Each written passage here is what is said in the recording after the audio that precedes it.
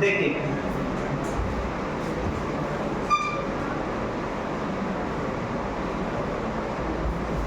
ऐसा करते हैं एनालिसिस में, कभी भी फिजिक्स में किसी भी टॉपिक को लेकर के जब एनालिसिस करना होता है, ये भी तरीका फिक्स है जो अपने एक्सपीरियंस की बेस बोल रहे हैं कि बुक में लिखा रहता कि कोई भी बच्चा अगर अच्छा क्वेश्चन करता है अपने क्लास में तो वो अपने नेचर में लाता है।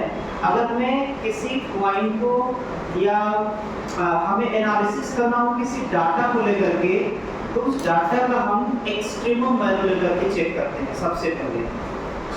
मतलब कभी भी आप एक्सट्रीमम को लेकर के कुछ भी चेक करना चेक करिए। जैसे अगर यहाँ पर मास रखना है तो हम यहाँ पर पहाड़ पर रख देते हैं, ये उसका एक्सट्रीमम है। पहाड़ पर बहुत ज्यादा मास, अगर हमें कम से कम मास रखना है तो कम से कम उसके एक्सट्रीमम तक -10 kg।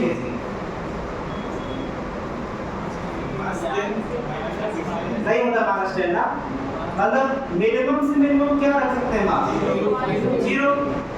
तो माइनस नहीं रखेंगे 0, तो ये एक्सट्रीमम हो गया। तो मेरे एक्सट्रीमम कहने का मतलब ये था, कभी भी एनालिसिस करना होगा एक्सट्रीमम उसका मैक्सिमम कर लेते हैं। अच्छा एक बार रख ही लेते हैं, यहाँ पे 0 मास रखते हैं। 0 मास रखने का मतलब क्या? यहाँ पर मास है ही नहीं।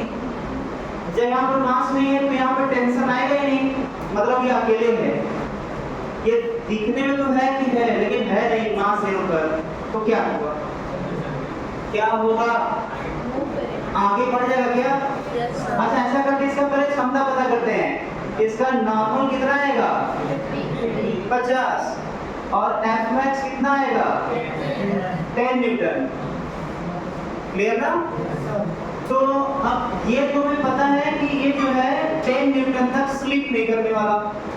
क्लियर? अब यहाँ पर 0 रख देंगे तो ये गायब हो गया, 15 इधर आ गया। तो ये दूसरे को जो मैक्सिमम क्षमता तक रोक सकते तो 10 ही है, बाहर ही ज्यादा हो गया, मतलब ये चल देगा। और क्या करते हैं, धीरे धीरे यहाँ पर मास को बढ़ाना स्टार्ट करते हैं। अच्छा जैसे से यहाँ पे मास को बढ़ाएंगे, 0 से बढ़ा रहे हैं, ध्यान देना है, 0 से बढ़ा रहे हैं। तो जब 0 था तो ये अपना एक्सट्रीमम लगा दिया था, तब भी रुक नहीं पाया था।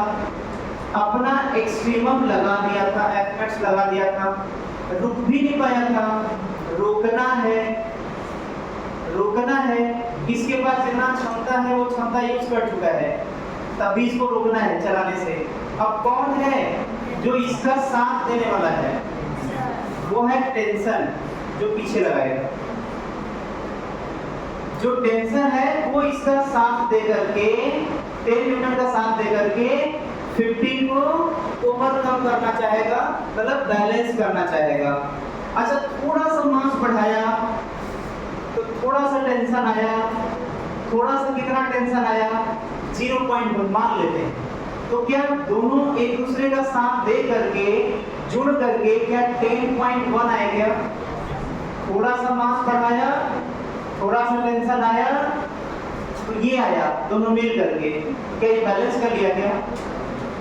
और मास बढ़ाते हैं यहाँ पर, तो यहाँ पर टेंशन और आ गया। सर ऐसा है तो फिक्स रूल बताइए, ये तो तुक्का टाइप हो गया।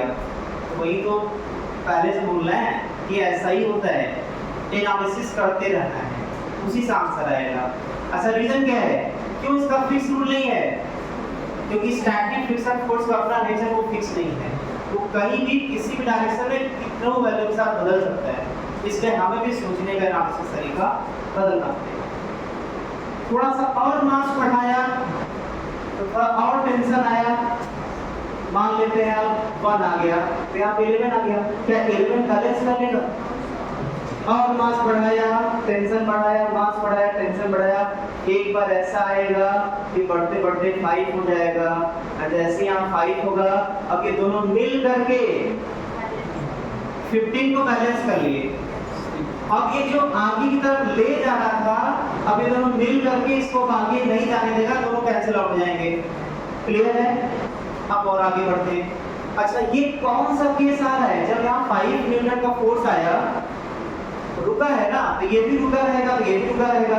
टेंशन स्ट्रिंग 1 तो टेंशन 1, यहाँ पर टेंशन कितना आएगा?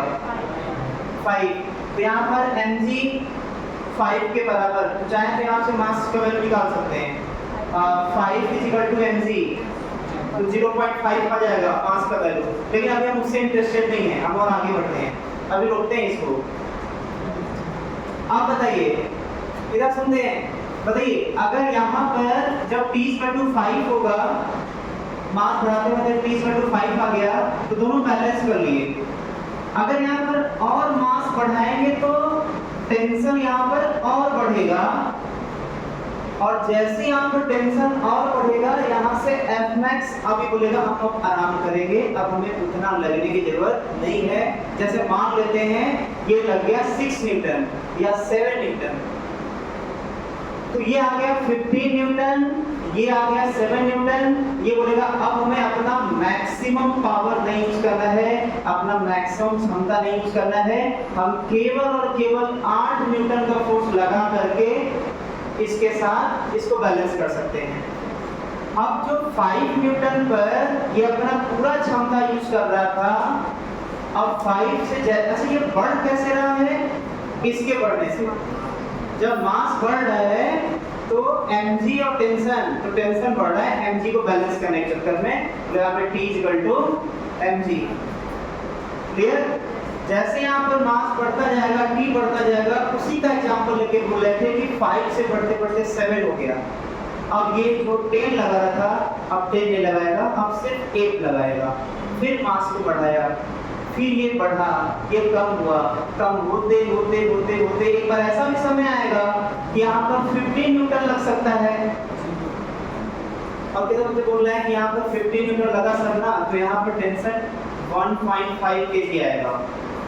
यहाँ पर मास कितना आएगा, मास कितना आएगा, जब यहाँ पर 50 न्यूटन लगेगा तो मास कितना आएगा, तो यहाँ पर 50 आएगा, तो ये हो जाएगा m इक्वल टू 1.5। लेकिन अभी हमको इसको नहीं ध्यान देना है, हमें और एनालिसिस करना है।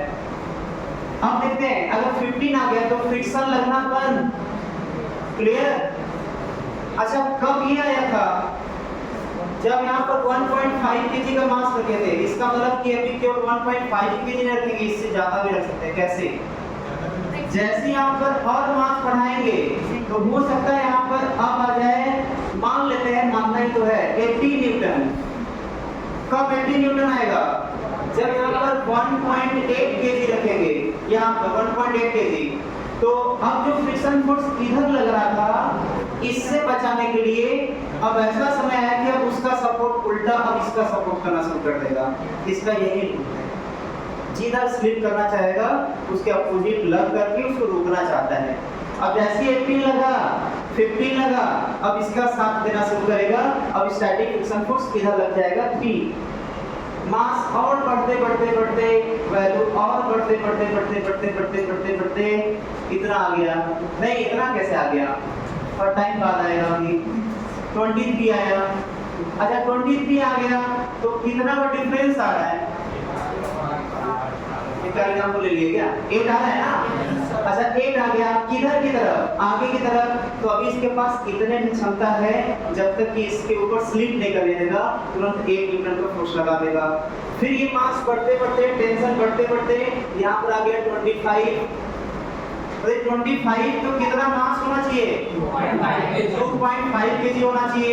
2.5 kg पर अब कितना नेट फोर्स बाहरी वाला आ रहा है, 10, और इसका क्षमता कितना है, इसका मतलब कि अगर अब 25 न्यूटन से ज्यादा हुआ तो इसका जो क्षमता है 10 ही था, ये 25 से ज्यादा हुआ तो नेट फोर्स इधर आ जाएगा, वो चल देगा। क्लियर ना? ये तो एनालिसिस था। अब उसी एनालिसिस के बेस पर तुक्का लगा करके हम लोग आंसर भी ला दिए, शायद पता चल गया होगा। अब हम तुक्के के बेस पर आंसर नहीं लाने वाले, लेकिन आज ज़्यादा तो क्या करें, पहले तुक्के से लाते हैं आंसर, फिर उसके प्रोसेस से लाएंगे। बताइए मिनिमम मास कितना होगा, तो 10 लगा था, क्षमता पूरा 10 और 5 ये मिलकर के 15, 15 कैंसिल, मतलब इसका 5 आना चाहिए। 5 आने के लिए मास का 0.5 होगा, मतलब मिनिमम मास कितना होगा,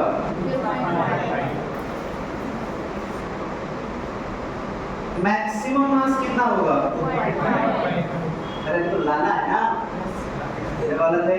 25 15 मतलब 10 इधर, अगर 25 लाना पड़ेगा तभी 25 होगा। मतलब यहाँ पे 25 जी को डिवाइड करेंगे 2.5 मतलब 2.5। मतलब इसका आंसर क्या होगा? कंबाइंड आंसर उसका होगा m ज्यादा हो या बराबर हो, कम हो या बराबर हो, 2.5 से। ये आंसर क्लियर ना। अब प्रोसेस क्या है? मैथमेटिकल प्रोसेस देखते हैं। फॉर मिनिमम मास, इधर ध्यान दीजिए, मिनिमम मास के लिए जब ये कम से कम मास होगा तो ये आगे जाना चाहेगा, और जब मिनिमम मास होता है तो बोले जहां पर भी मिनिमम की बात आए, अब प्रोसेस चलते हैं, तुक्का नहीं काम आने वाला, हमेशा प्रोसेस काम आएगा। कहीं भी मिनिमम मास में मिनिमम मैक्स मतलब जो भी लिखवाए थे वहां पे एफ मैक्स लगता है, इसका मतलब इसका एफडी ऐसा बनेगा 5 kg का। ये सीखिएगा, तुक्का से नहीं सीखना है। ये आ जाएगा टी, क्लियर। और मिनिमम मास है कम से कम, ये आगे ले जाना चाहेगा तो ये पीछे की तरफ एफ मैक्स लगा देगा जिसका वैल्यू 10 है। अच्छा m का एफडी बनाते हैं, m का t ऊपर mg नीचे, तो t इक्वल टू कितना आ गया mg, मतलब t इक्वल टू mg आ गया। बस बैलेंस करिए आंसर आ जाएगा 0.5। बैलेंस करिए आंसर आ जाएगा, बैलेंस करिए 15 equal to mg, m equal to 0.5 kg। ये प्रोसेस है सॉल्व करने का।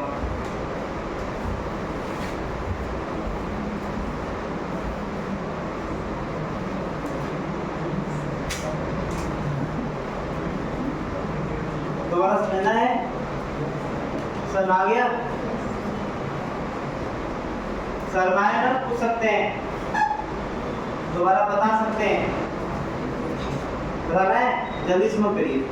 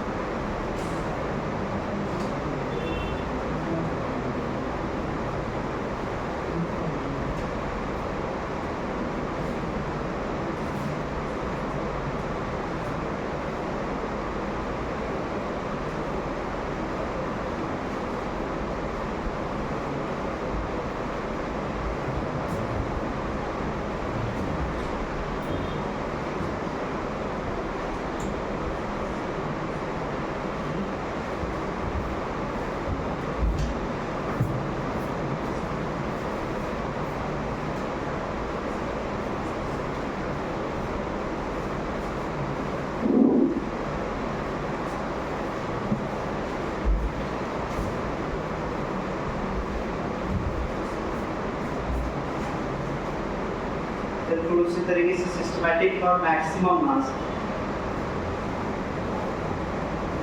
जब मास बहुत ज्यादा हो जाएगा तो नीचे खींचना चाहेगा तो 5 kg पर आगे जाना चाहेगा तो वो पीछे लगा देगा एफ मैक्स। मतलब ये हो जाएगा कि ये इधर की तरफ 15 इधर की तरफ और इधर की तरफ हो जाएगा वो 10 जो एफ मैक्स है। और टी इक्वल टू हमें पता है mg के बराबर है छोटे वाले ब्लॉक का प्लस m वाले ब्लॉक का एवरेज बना के। ये हो गया 15 plus 10 equal to mg for maximum mass. यहाँ से m इक्वल टू आ गया 2.5 kg। फास्ट नोट कर लीजिए, एक बार और बता देते हैं। एक बार जो बताएंगे वो एनालिसिस नहीं, इसका केवल प्रोसेस बताएंगे। आंसर लास्ट में लिख देंगे ये को।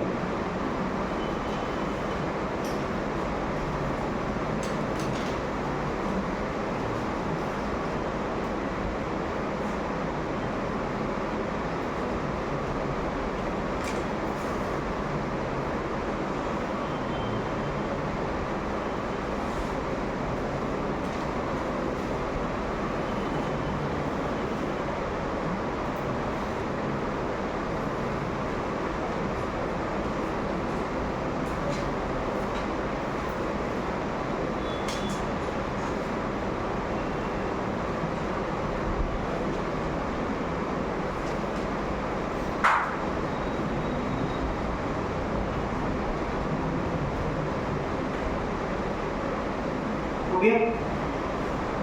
हाँ, तो इसका प्रोसेस समझ लें। जैसे यहाँ पर मिनिमम मास की बात करेगा तो कम से कम फोर्स होने की वजह से ये डोमिनेट करेगा, और जब ये मैक्सिमम मास की बात करेगा, मतलब ज्यादा से ज्यादा मास रखने की बात करेगा, तो mg डोमिनेट करेगा। तो जो डोमिनेट करेगा उसके अपोजिट फ्रिक्शन फोर्स लगेगा मैक्सिमम। जब मिनिमम होगा तो ये डोमिनेट करेगा, इधर तक ले जाना चाहेगा तो F max इधर लगा देगा, वो आ जाएगा मिनिमम मास। जब मैक्सिमम मास निकालना होगा तो इसका जो mg होगा वो डोमिनेट करेगा, वो अपनी तरफ खींचना चाहेगा, तो उसके अपोजिट में ले जाएगा F max, वो आ जाएगा उसका मैक्सिमम मास। स्ट्रेट फॉरवर्ड प्रोसेस से यही आंसर आएगा, ऐसे सॉल्व करें।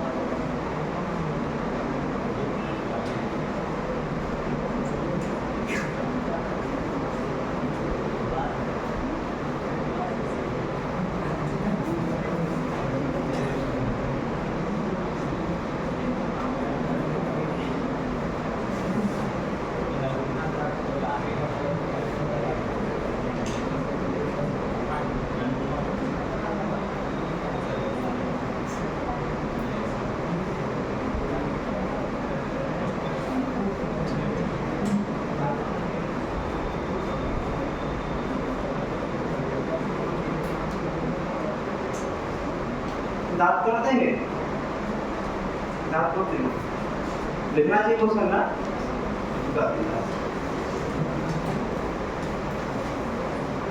हट से देख करके सोचना चाहिए आंसर, तो मसला बात करना।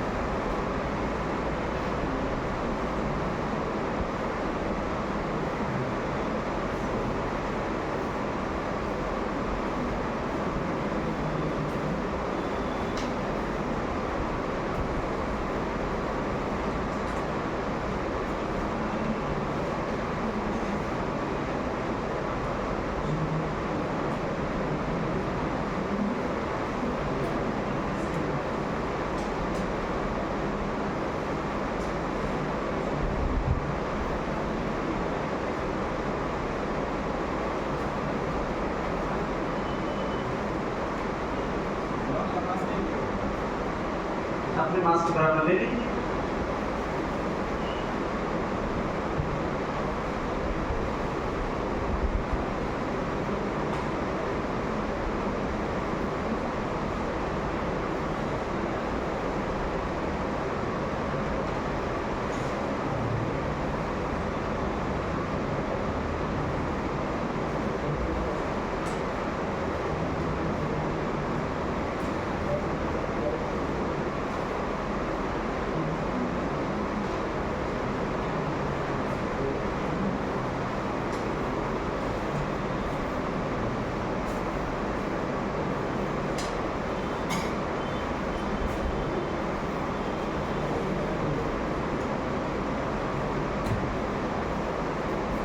आए किसी का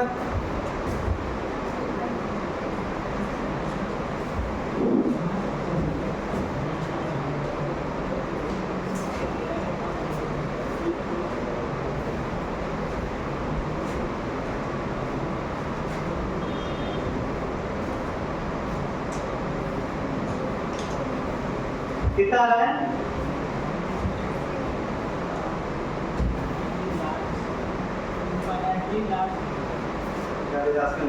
मिनिमम एक्सप्रेशन पूछ रहा है, कम से कम कितना हो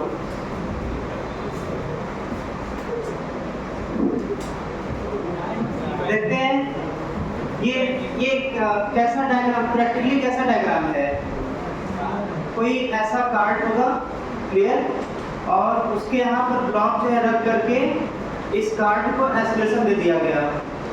पहले तो यही सोच रहा है कि इसको चलाना किधर है, किसको, कार्ड को किधर चलाएं कि इसके ऊपर रुकने का पॉसिबिलिटी बने। अच्छा इधर चलाएंगे तो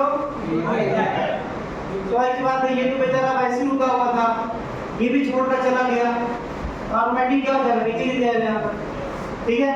मतलब डायरेक्शन क्लियर हो गया, किधर देना पड़ेगा एक्सप्रेशन, आगे इधर। ये क्या है, कार्ड, ये क्या है, ब्लॉक। अब अगर ये कार्ड ना चले और ये ब्लॉक यहाँ पर ऐसे रख दें तो क्या रुका रहेगा, हाथ नहीं हटाएंगे, नहीं उठाना पड़ेगा इसको, ये रुका नहीं रहेगा, नीचे गिर जाएगा।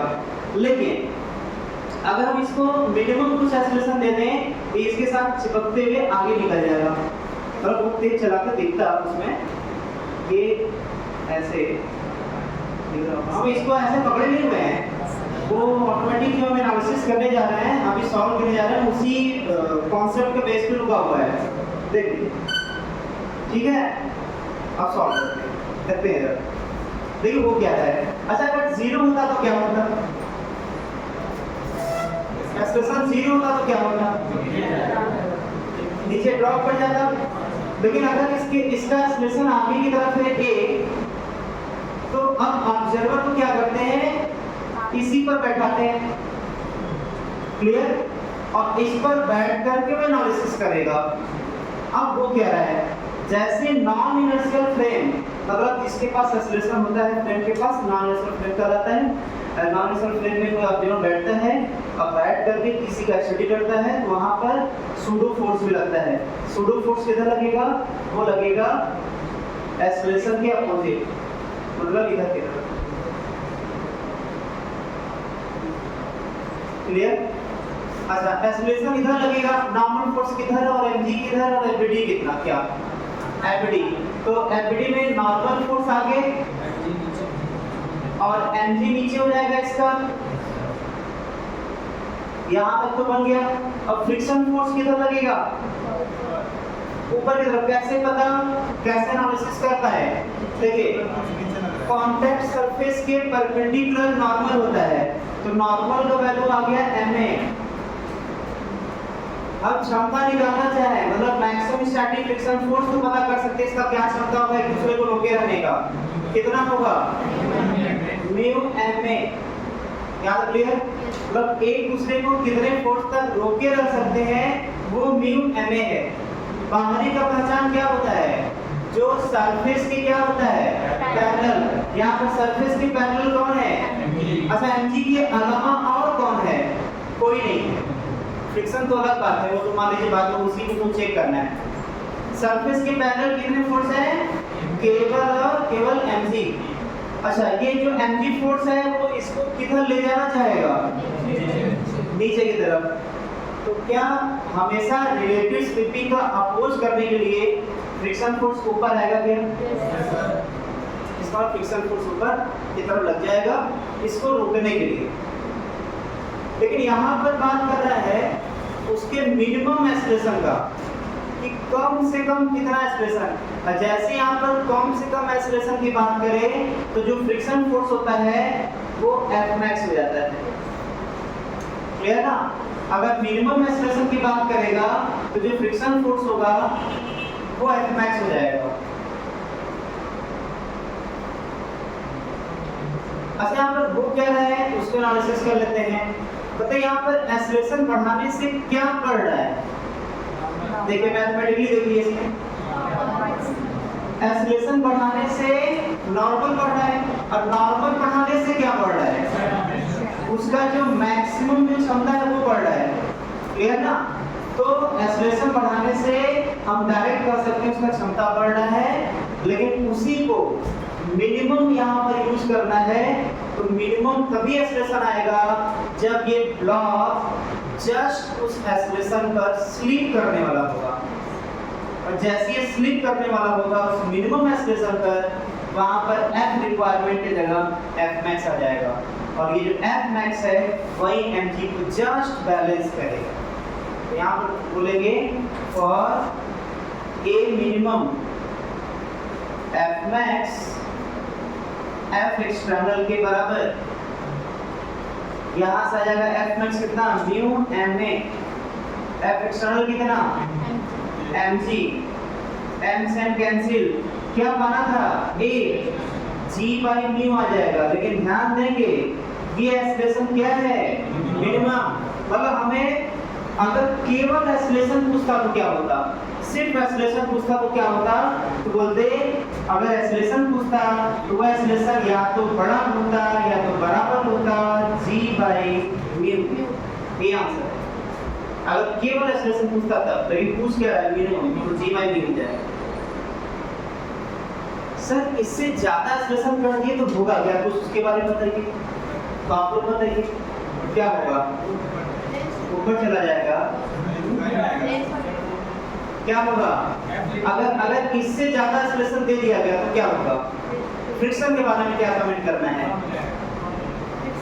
अब वो फ्रिक्शन फोर्स जो उसका क्षमता है वो बढ़ जाएगा, तो सिर्फ रिक्वायर्ड फ्रिक्शन फोर्स लगेगा, वो अपना क्षमता नहीं यूज करेगा वहां पर, ऐसा सब बढ़ जाएगा तो क्षमता नहीं यूज करेगा, सिर्फ जितना जरूरत पड़ेगा उतना यूज कर लेगा बस।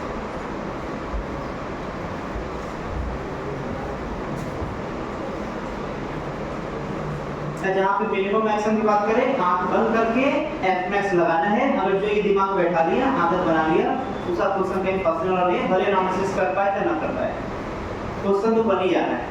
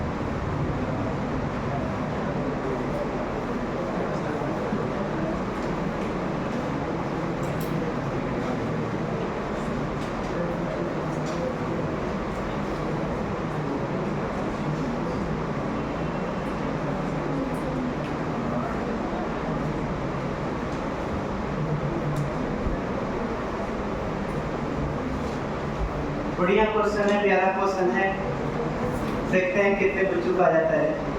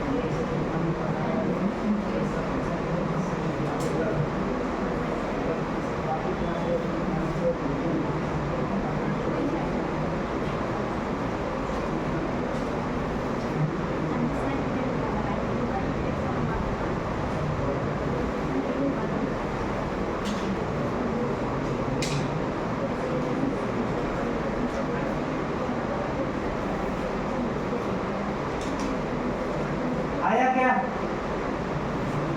कितना आ रहा है? हाँ? कितने बच्चों का आ रहा है एंटी साइन थीटा? क्या बोलते फ्रिक्शन फोर्स पूछ रहा है तो साइन थीटा कैसे आ जाएगा क्या? ये दिया ही नहीं है। कितना है आंसर? इसका आंसर आएगा mg sin थीटा। क्लियर ना? देखते हैं कैसे।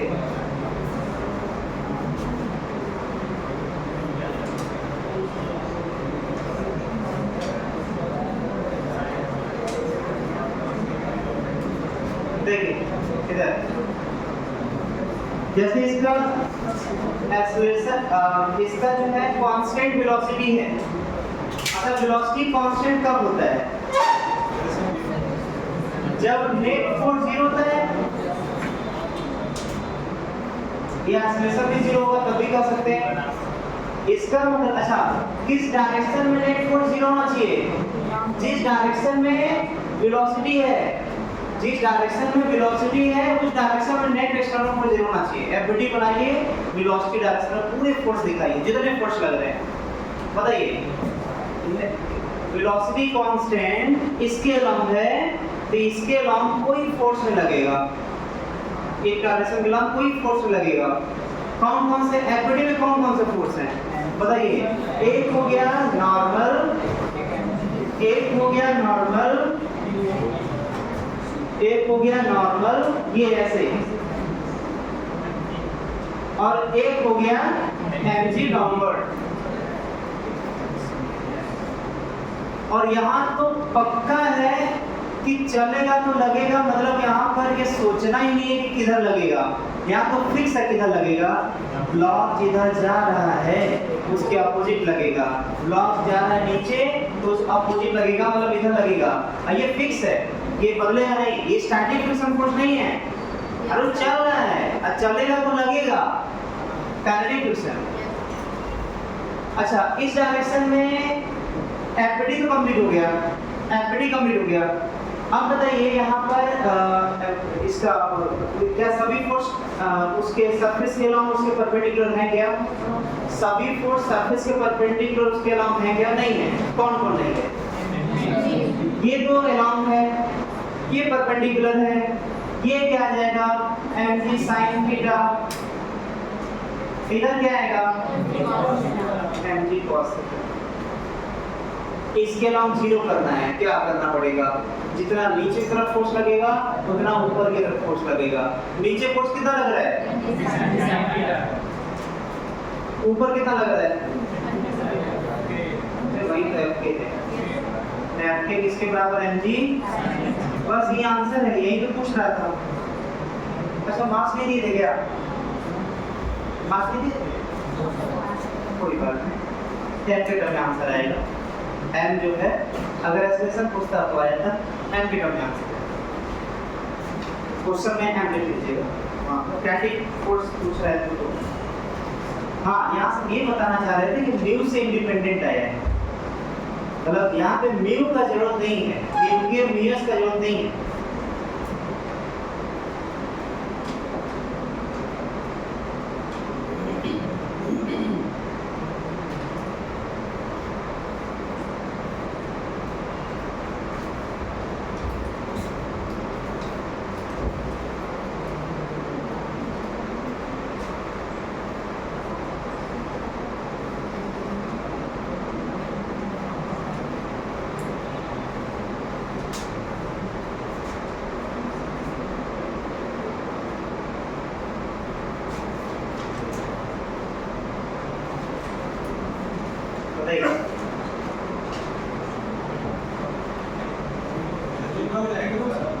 इसका आंसर 0 आएगा। अच्छा इसका आंसर आएगा 0, ZERO। क्लियर? ये 0 ना? पता चल रहा है क्यों? क्योंकि नेट फोर्स 0 हो रहा है तभी तो नेट वेलोसिटी कांस्टेंट है। क्लियर ना? अच्छा ठीक है, ये आ गया, मान लेते हैं एक क्वेश्चन है be in above question, find contact force on block due to surface।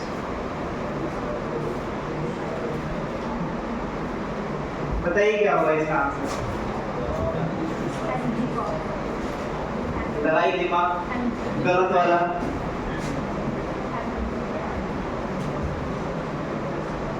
Find contact force on block due to surface। normal force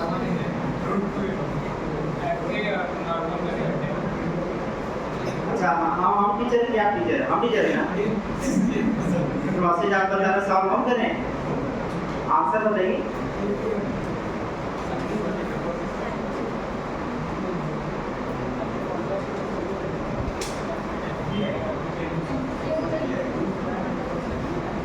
कितना है? कितना है? mg। अच्छा ठीक है, ठीक हम लिख लेते हैं, वैसे आंसर है m। फिलहाल इसको लिख करके एक बगल में यहाँ पर क्वेश्चन देते हैं दूसरा बिना मिटाए के, ठीक है, बिना मिटाए जो है। अगला क्वेश्चन क्या क्या है? ये क्या है? ये वेग, ठीक है, और ये क्या है? नॉलेज, और ये बीटा, और इसका मास कितना है? m।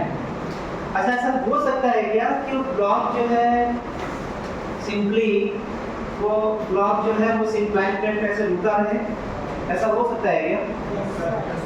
रुका रह सकता है ना, अगर हम बोल दिए तो कि रुका हुआ है, रुक जाएगा ना, बोल दिया, क्वेश्चन लिख लेते हैं। अरे बोल दिए कि वहां पर ब्लॉक रुका हुआ है, तो देखिए इसमें block is at rest on inclined plane। Block is at rest on inclined plane। Block is at rest on inclined plane। Find contact force by surface on block। Find contact force on क्या बोले हम? Find contact force by surface on block। Block पर contact force निकालना है।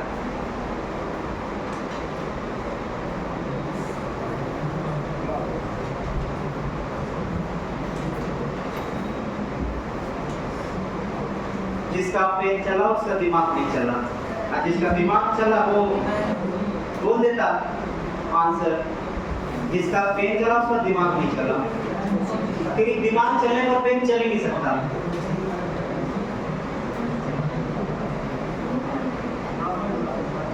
क्या होगा? नहीं, जिसका पेन चला उसका दिमाग भी चला।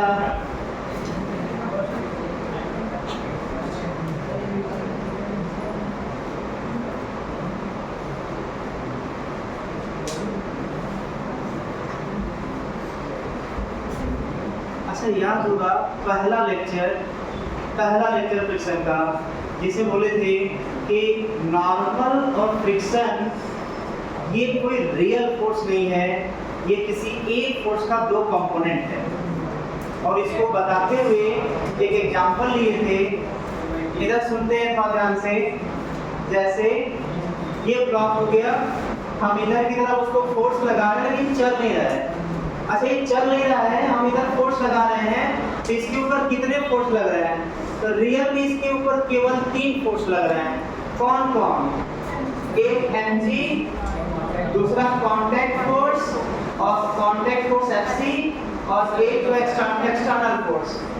और Fc का ही 2 कंपोनेंट, एक कंपोनेंट कहलाता है नॉर्मल और एक कहलाता है फ्रिक्शन। फ्रिक्शन नॉर्मल बैलेंस करता है mg को और एक्सटर्नल को बैलेंस करता है, तभी तो रेस्ट बना। ये रियल में कोई फोर्स होते ही नहीं है, होता कौन है? Contact force. अच्छा अब बताएंगे, ये बात याद दिलाने के बाद, मतलब ये नया नहीं बताएंगे, पढ़ा चुके हैं पहले लेक्चर में। इस पर कितने फोर्स? इस पर कितने फोर्स? कितने? इसको एक दिखाई दे रहा भाई, बिल्कुल गायब हो गया। कितने स्टूडेंट बोले यहाँ पर? दो फोर्स लग रहा है, एक mg और एक कांटेक्ट फोर्स, बस। और फिर तीसरा है नहीं। अब वो कांटेक्ट फोर्स किधर लगेगा?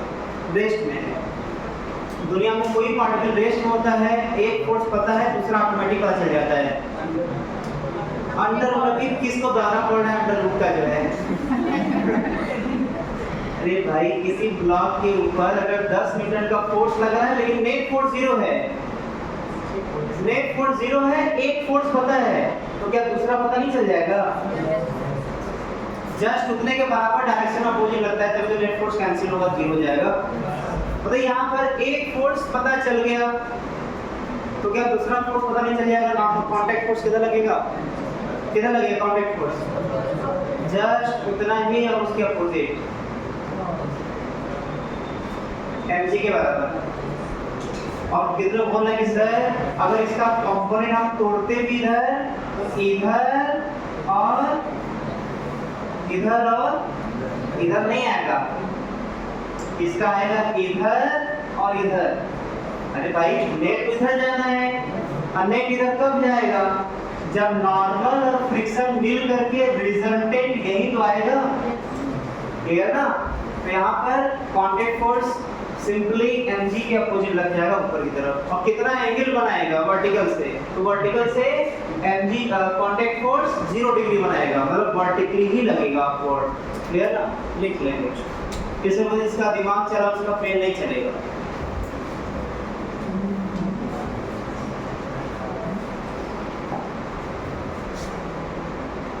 और शायद कुछ ऐसा ही मिलता जुलता यहाँ पर भी कर रहे थे, लेकिन कोई यहाँ से बिना सीखे यहाँ पे सोच रहा था, जबकि यहाँ से सीखना था। टाइम नहीं दिए सर आप सीखने के लिए, क्योंकि एनालिसिस करना पड़ता है ना।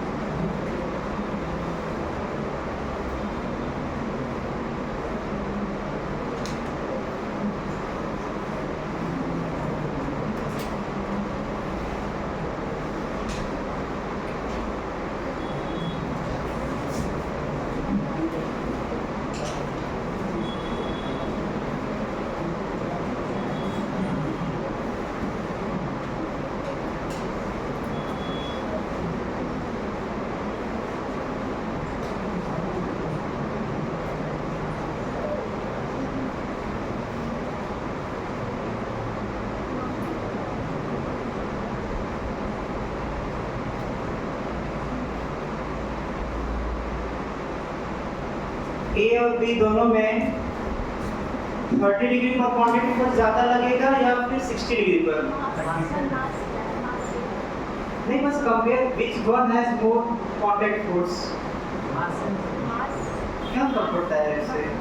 मतलब मास कुछ भी रहेगा, मेरे रिलेशन बताना है ना, कौन ज्यादा फोर्स कांटेक्ट फोर्स लगा है। अपने मास के बराबर ले लेते हैं ना,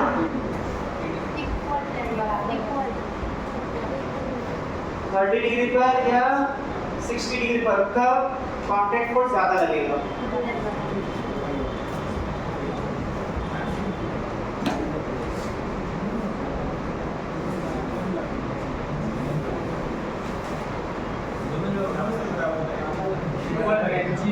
क्या हुआ? अच्छा दोनों केस में बराबर लगेगा? नहीं भाई, यहाँ पे 60 डिग्री, यहाँ पे 30 डिग्री है। अरे उल्टा बोल दी, उससे क्या है? तो 60 30। हाँ, मतलब यहाँ पर थीटा से डिपेंडेंट इसलिए होगा क्योंकि रेस्ट में है तो नेट फोर्स 0, और नेट फोर्स 0 का मतलब अगर mg इधर है तो कांटेक्ट फोर्स जस्ट उसके अपोजिट होगा, और जब उसके जस्ट अपोजिट होगा तो Fc1 और Fc2 दोनों बराबर हो जाएगा। ये आंसर है।